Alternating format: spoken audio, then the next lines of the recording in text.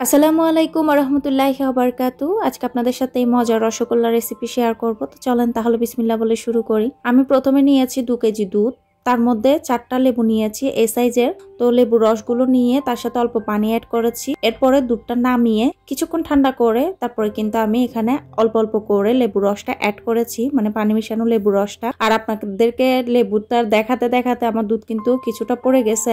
তো যাই হোক, এরপরে আমি ছানা কেটে নিয়েছি, দেখতেই পাচ্ছেন। ছানাটা হবে সফটের মধ্যে, অতিরিক্ত সফট করা যাবে না বা অতিরিক্ত হার্ডও করা যাবে না। আর ফ্লেম বন্ধ করে দুধের বাষ্পটা যখন চলে যাবে সে পর্যায়ে ভিনেগার মেশানো লেবু মেশানো পানি অ্যাড করে দিলে হয়ে যায় পারফেক্ট ছানা। তো এরপরে অবশ্যই চেষ্টা করবেন 2 থেকে 3 ঘন্টা ছানাটাকে পানি ঝরিয়ে রাখার।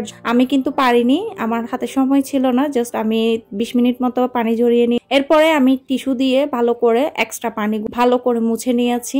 তারপরে দেখতেই পাচ্ছেন একটা প্লেটে নিয়ে আমি সুন্দর করে হাতের তালুর পেছনে যে অংশটা আছে সেটা দিয়ে কিন্তু এগুলোকে একটু ক্রিমি টেক্সচারের মতো করে মানে মতে নিতে, ভালোভাবে কিন্তু মতে নিতে হবে। আপনারা চাইলে কাউন্টার টপে করে নিতে পারেন এই জিনিসটা, বাট আমি কাচের প্লেটে করবেন, এতে করে বেশি ভালো হয়। কারণ কাচের প্লেটে করলে খুব সুন্দরভাবে ছানাটা মতে নেওয়া হয়ে তারপরে কিন্তু উঠে আসে। তো এরপরে আমি সবগুলো বল করে নিচ্ছি। আর আমার কিন্তু ছানার পরিমাণ কম পেয়েছি 2 লিটার দুধ হিসেবে। আমার কাছে মনে হয়েছে হয়তোবা আমার দুধের মধ্যে ফ্যাটটা কম ছিল, যার কারণে ছানার পরিমাণ কম পেয়েছি।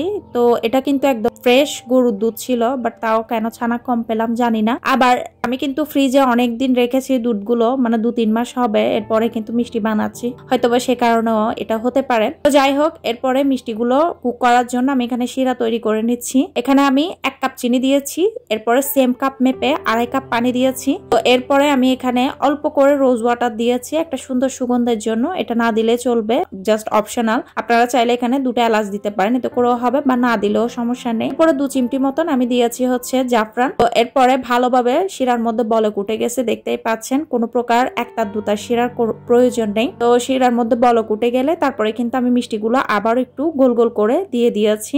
এরপরে কিন্তু ঢাকনা ছাড়া প্রথমে 5 থেকে 7 মিনিট রান্না করে নেবেন হাই ফ্লেমে। তারপরে চুলার ফ্লেমটা মিডিয়াম করে এরপরে কিন্তু ঢাকনা দিয়ে আরো 12 থেকে 15 মিনিট রান্না করে নিবেন। তো রান্না করার সময় কিন্তু একটা জিনিস মাথায় রাখতে হবে, ঢাকনা দেওয়ার সময় আর কি, এভাবে ঝাঁক উঠে কিনা দেখতে হবে। যদি ঝাঁক না উঠে তাহলে উপরের দিকে একটু ময়দা ছিটিয়ে দিবেন, এতে করে ঝাঁক উঠলে মিষ্টিটা মানে এপিট ওপিট পুরোপুরি কুক হবে। আর অবশ্যই ঢাকনা দিয়ে ঢেকে কিছুক্ষণ পর এরকম ঢাকনা সরিয়ে সরিয়ে একটু মানে ওপেন করে দিবেন, তা না হলে কিন্তু বলক উঠে পড়ে যেতে পারে। এরপরে আমি কিন্তু এই 15 মিনিটের ভিতরে আর কি, যখন দেখবেন পানিটা একটু শুকিয়ে যাচ্ছে তখন কিন্তু এরকম বলক উঠা গরম পানি দিতে হবে, তা না হলে কিন্তু মিষ্টি শক্ত হয়ে যাবে।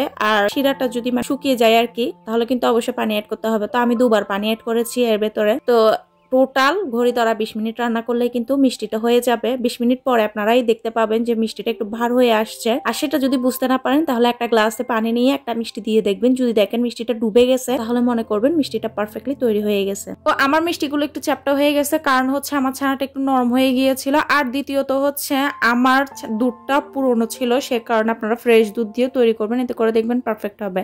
আর এই পাশে দেখেন আমার অবস্থা কি হয়েছে। লেবুটা দেখাতে দেখাতে প্রায় 250 থেকে 300 গ্রাম দুধ কিন্তু পড়ে গেছে। এরপরে ছানাটাকে কেটে পানি ঝরাতে দিয়ে তারপরে কিন্তু আমি চুলাটা ক্লিন করে নিচ্ছি।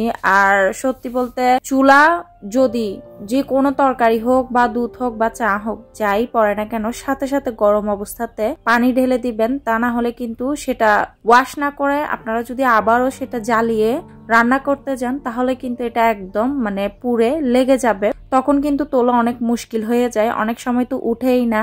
তো আমি কিন্তু এই জিনিসটা সব সময় সাথে সাথে করে ফেলি, আর মাঝে মাঝে কিন্তু চুলাকে এভাবে ওয়াশ করে ফেলি। তো কাজ যেহেতু করছিলাম আর দ্বিতীয়ত অসম্ভব গরম, সেহেতু কিন্তু আমার পক্ষে পসিবল না যে চুলাটাকে একবার মুছবো আবার করব। লাস্টে কি করেছি, গ্যাসের সিলিন্ডারটা সহ আমি বেসিনের পাশে নিয়ে এসে এরপরে চুলাটাকে সহ আমি সিঙ্কের উপরে রেখে আর কি তারপরে কিন্তু ওয়াশ করে নিয়েছি, একদম ভালো করে ধুয়ে ফেলেছি। প্রথমে টেবিলের উপরে ছিল, ভালো করে ঘষে মেজে নিয়েছি একটু বেকিং সোডা ভিনেগার লিকুইড সহকারে দিয়ে, তা না হলে কিন্তু উঠবে না। আর এই যে এখানে দেখেন একটু কালচে হয়ে গেছে, এটা বেশি ইউজ করা হয় চুলাটা। আর দ্বিতীয়ত হচ্ছে আমার হাজবেন্ড একবার দুধ ফেলে সেটার মধ্যেই কিন্তু মানে চুলাটা জ্বালিয়ে আর মুছেনি বা পানিও ঢেলে দেয়নি। আমি পরবর্তীতে জানতে পারলাম আর কি, যখন দেখলাম। পরে কিচেনে গেছি, দেখছি ও মানে দুধ ফেলে সেখানের মধ্যে চুলাটা জ্বালিয়ে রান্না করছে, যার কারণে কিন্তু পুরে এমনটা কালার হয়ে গেছে। তো যাই হোক, ধোয়ার পরে আমি কিন্তু এইরকম কিচেন টিস্যু রাখি যাতে করে মানে মোছামুছির কাজটা করতে পারি। আর এই টিস্যুগুলা দিয়ে কিন্তু চুলাও সবসময় আমি ক্লিন করি, মানে উপরের অংশটাকে সুন্দর করে একটু লিকুইড দিয়ে সবসময় রান্নার পরে আমি ওয়াশ করে ফেলি। এতে করে কিন্তু খুব ইজিলি উঠে যায়, আর পানি থাকলে কিন্তু সেগুলোও মুছে ফেললে খুব সহজে মোছা হয়ে যায়। তো যারা টিস্যু ইউজ করেন না তারা সবসময় চেষ্টা করবেন একটা গেঞ্জির কাপড়, তা না হলে যে কোনো পিছলা জাতীয় কাপড় রাখার জন্য। এতে করে কিন্তু এগুলো দিয়ে ভালোভাবে মানে মেজে ঘষে নিলে চুলাটা সুন্দরভাবে ওয়াশ হয়ে যায়। আর এ পাশে আমি আপনাদের সাথে মরক্কোর একটা প্যানকেক রেসিপি শেয়ার করছি, যেখানে কিনা কোনো প্রকার ডিম ইউজ করতে হয় না। তো এই জিনিসটা কিন্তু আরবিরা খুবই খায় আর খেতেও কিন্তু অনেক মজা।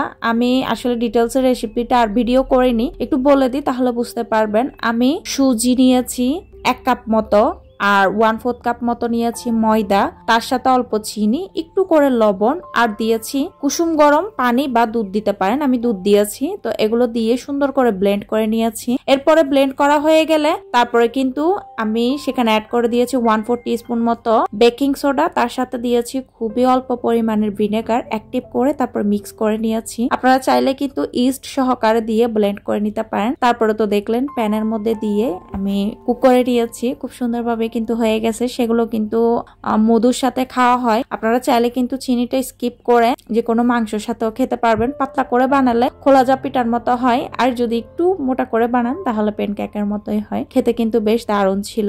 তো এ পাশে আসলে পিঠা খেতে ইচ্ছে করছিল। তো সত্যি বলতে পিঠা মানে শীত না, মানে শীতের সময় পিঠা বানাতে হবে এমন কিন্তু কোনো কথা নেই। আমার যখন মন চায় আমি কিন্তু তখনই পিঠা তৈরি করে খেয়ে ফেলি। তো দেশে যখন গিয়েছিলাম আমার শাশুড়ি আম্মা বানিয়েছিল পাকন পিঠা, খেয়েছিলাম, খুবই ভালো লেগেছে। আর আগেও খেয়েছি, আমার আম্মুও বানাতো। তো আমার কাছে পাকন পিঠাটা বেশি ভালো লাগে পুলি পিঠার চাইতেও। সেম ডো দিয়ে কিন্তু ভেতরে নারকেলের পুর দিয়ে পুলি পিঠাও তৈরি করা যায়। তো আমি পুলি পিঠাটা মানে করিনি, কারণ আমার কাছে নারকেল খেলে প্রবলেম হয়, অ্যাসিডিটির সমস্যা হয় আমার, সেজন্য কিন্তু আমি এই পিঠাটাই তৈরি করেছি। এই পিঠা কার ডিস্ট্রিক্টে কি নামে পরিচিত অবশ্যই কিন্তু কমেন্ট করে জানাবেন। আমাদের চট্টগ্রামে কিন্তু আমরা পাকন পিঠা বলে থাকি। তো চালের গুঁড়া দিয়েছি, অল্প করে দিয়েছি ময়দা, এরপরে কিন্তু পরিমাণ মতো পানি, লবণ, একটু চিনি দিয়েছি, মানে চিনিটা স্বাদ মতো দিবেন, যেমনটা চিনি খেতে পছন্দ করেন। তারপরে কিন্তু আমি ডোটা তৈরি করেছি, আর একটু করে হলুদ দিয়েছি যাতে করে হলুদের একটা সুন্দর কালার আসে। তো এরপরে আর কি ডোটা তৈরি করে আমি সুন্দর করে বেলে ছুরি দিয়ে কেটে নিয়েছি। ছুরি দিয়ে কেটে তারপরে এই যে ভেজে নিচ্ছি, দেখতেই পাচ্ছেন কত সুন্দর তৈরি হয়ে গেল পাকন পিঠা। আমার কিন্তু অনেক পছন্দের একটা পিঠা, যেমনটা চিতই পিঠা পছন্দ করি তেমন কিন্তু এই পিঠাটা আমার কাছে খুবই ভালো লাগে। উপরে হচ্ছে ক্রিস্পি আর ভেতরটা হচ্ছে একদম সফট। তো চিনিটা বুঝে শুনে দিবেন, অতিরিক্ত বেশিও দিয়ে দিবেন না, আবার অতিরিক্ত কমও দিতে যাবেন না। যদি কম দেন তাহলে যেটা হবে খেতে ভালো লাগবে না, আর যদি বেশি দেন তাহলে কিন্তু সেটাও খেতে ভালো লাগে না, কারণ অতিরিক্ত মিষ্টি অনেকে পছন্দ করে না। আর এটা ডো তৈরি করার সময় এমন ভাবে করবেন যেমনটা আমরা চালের রুটি বা ময়দার রুটি তৈরি করার সময় ডো তৈরি করি সেরকম। প্রথমে পানি পরিমাণ মতো, তার সাথে চিনি, লবণ, একটু করে হলুদ দিবেন। এরপরে বলক উঠলে তারপরে আর কি চালের গুঁড়া, ময়দা এগুলো দিয়ে তারপর সুন্দর করে নেড়ে কিছুক্ষণ ঢাকনা দিয়ে ঢেকে রাখবেন, চুলা ফ্লেমটা ছোট করে। এরপরে কিন্তু ডোটা তৈরি হয়ে যাবে। এরপরে কুসুম গরম করে, মানে কুসুম গরম হওয়া পর্যন্ত ওয়েট করে তারপরে কিন্তু এটাকে মথে নিবেন। এরপরে কাটলেই পিঠার ডোটা তৈরি হয়ে যাবে আর কি, বা পিঠা তৈরি হয়ে যাবে। তো এর পাশে হচ্ছে অনেকগুলো মালটার হচ্ছে আপেল আনছে, মানে আমাদের কাস্টমার দিয়েছিল আমার হাজবেন্ডকে ফোন করে। এতগুলো কে খাবে, আমি জাস্ট অল্প করে রেখেছি, বাকিগুলো কিন্তু দিয়ে দিয়েছি। তো নষ্ট করে তার কোনো লাভ নেই। এই পাশে একটা মজার জিনিস শেয়ার করি, সেটা হচ্ছে আপনারা কিন্তু কোনো প্রকার দাওয়াত যদি কাউকে করেন তখন কিন্তু এই জিনিসটা তৈরি করতে পারেন। এটা কিন্তু অনেক মজা খেতে। আমি তেল দিয়েছি, তারপরে কিন্তু পেঁয়াজ দিয়ে সুন্দর করে কিছুক্ষণ সফট করে নিয়েছি, তার সাথে কাঁচামরিচ আর হচ্ছে টমেটো আর সাথে অল্প লবণ দিয়ে ভালো করে সফট করে তার মধ্যে মেখে রাখা যে মশলাটা ছিল সেটা দিয়েছি। তারপরে কিন্তু আমি এগুলোকে ভালো করে কষিয়ে ভেজে রাখা মাছ দিয়ে দিচ্ছি। তো এটা মাছের দো পেঁয়াজা খেতে এত বেশি ভালো লাগে কি বলবো, কোনো প্রকার ঝোলও লাগে না। এই মাছের দো পেঁয়াজার যে মশলাটা থাকে সেটা দিয়ে মেখে কিন্তু ভাত খেয়ে ফেলা যায়। তো এই যে আমি সবকিছু ভালোভাবে মিক্স করে নিচ্ছি। আর ইদানিং সত্যি বলতে কিছুদিন ওয়েদার ভালো হয়, আবার কিছুদিন খারাপ, মানে এমন অবস্থা যাচ্ছে যার কারণে মানে ঠিকঠাক ভাবে আমি ভিডিও দিতে পারি না। দ্বিতীয়ত আমার